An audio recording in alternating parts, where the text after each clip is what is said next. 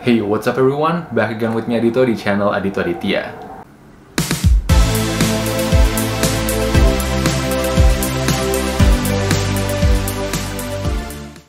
Seperti yang gue janjiin minggu lalu, di video kali ini gue bakal ngebahas hal-hal yang gue suka dan gue nggak suka dari Halo RT.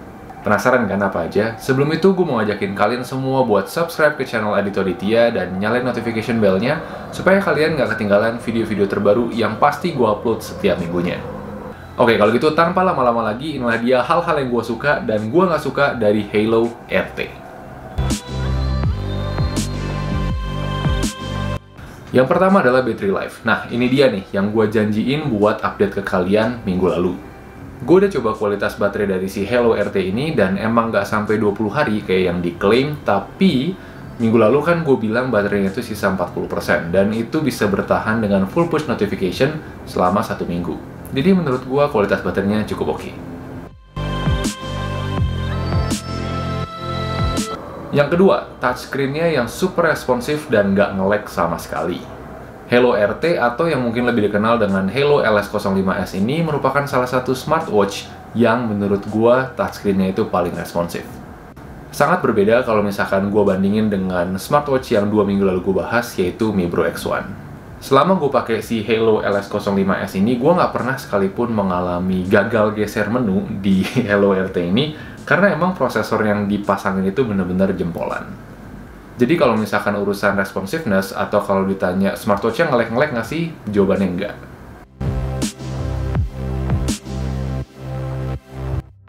Lihat nih.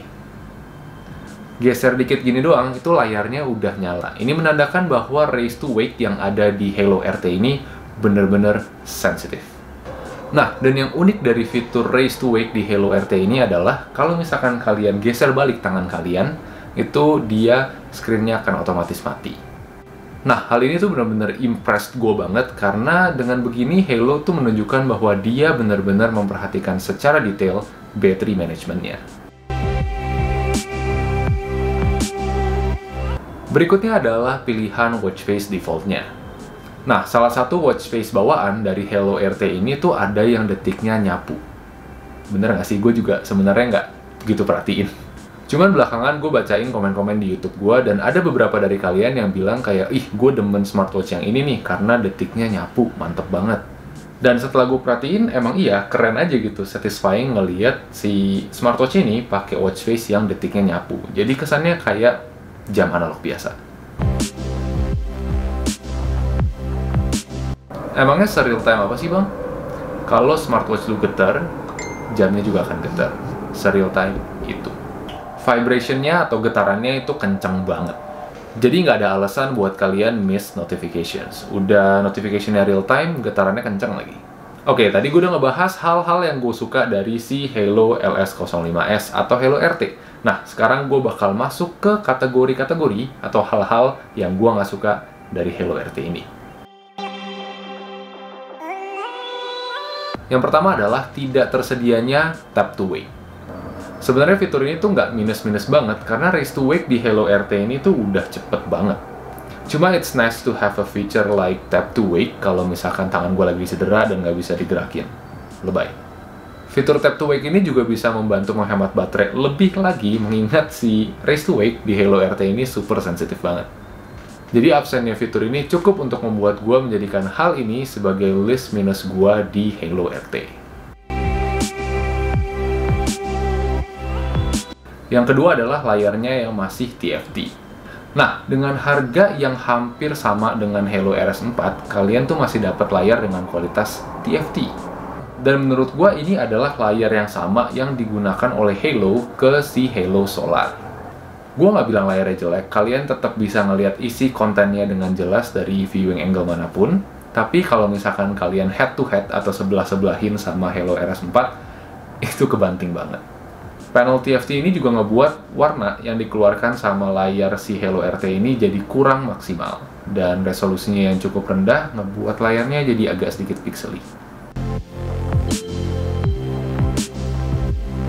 Berikutnya adalah sensornya hit and miss.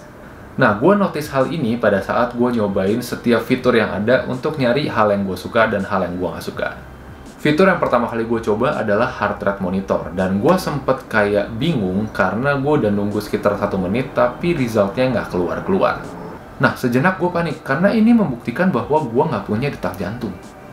Dengan segala kegelisahan, akhirnya gue coba terus, tapi hasilnya tetap nihil.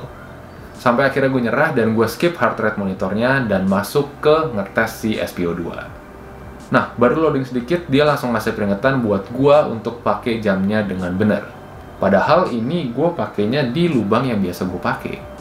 Abis itu gua langsung mikir, jangan-jangan heart rate monitornya itu nggak kedetek karena gua pakainya kurang kencang. Tapi masalahnya balik lagi, ini adalah lubang yang gua biasa pakai kalau misalkan gua pakai si Halo RT ini sehari-hari. Dan kalau misalkan gua geser atau gua kencengin satu lubang lagi, itu gua pakainya bakal nggak nyaman banget. But gue coba anyway, dan ternyata bisa. Hasilnya muncul. Gue punya detak jantung. Nah, kenapa hal ini jadi minus buat gue? Karena menurut gue ini nggak nyaman banget kalau misalkan gue harus pakai si Halo RT ini seharian dengan strap yang seketat itu. Jadi, most of the time gue cuma pakai Halo RT-nya ini di lubang yang biasa gue pakai dan sacrifice heart rate monitornya.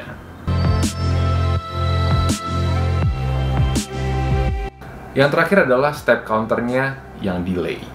Step counternya menurut gue cukup bagus karena dia cukup akurat dan nggak terlalu sensitif. Kan banyak smartwatch di luar sana yang kalau misalkan kita ngetik aja, itu dia ngedetect sebagai step. Nah, ini enggak. Tapi kenapa hal ini gue jadikan sebagai minus? Karena dia tuh update-nya bener-bener delay banget. Dan delaynya itu pakai banget. Nah, contohnya nih, kalau misalkan gue jalan 10 langkah pakai si Halo RT ini, dia tuh angkanya akan tetap stay di angka sebelumnya, nggak nambah 10, sampai beberapa menit kemudian. Yang dimana mungkin dalam beberapa menit ke depan itu gue udah jalan lebih lagi dan lebih lagi, jadi delaynya agak sedikit mengganggu ya. Nah, ini ngebuat gue mikir dan akhirnya menjadikan hal ini sebagai minus karena stepnya akurat, tapi kalau delay ya sama aja. Oke, itu dia adalah sharing gua tentang hal-hal yang gue suka dan hal yang gua nggak suka dari Halo RT. Buat gue oke lah, heart rate monitornya itu masih bisa ditoleransi. Tinggal diet dikit aja dan pasti jamnya bisa nyaman di pergelangan tangan gua. Nah, yang jadi deal breaker buat gue tuh step counternya. Ini bener-bener delaynya nggak ketolongan. Gue berharap aja problem ini bisa di-resolve di software update berikutnya. Nah, kalau dari segi plus, ya gue suka semuanya ya. Halo RT ini mungkin bisa menjadi smartwatch yang paling responsif dan paling cepat kalau misalkan step counternya nggak delay. Karena notification-nya real time, raise to wake-nya cepat, dan nggak ada nge-lag atau delay pas kita geser-geser menu. So, overall kalau misalkan gue ditanya, apakah gue akan tetap membeli si Halo RT ini kalau misalkan gue nonton video ini? Jawabannya iya, karena ya tinggal korbanin aja step counternya dan berharap itu bisa di-fix di software update berikutnya untuk mendapatkan semua plus yang tadi gue mention di atas.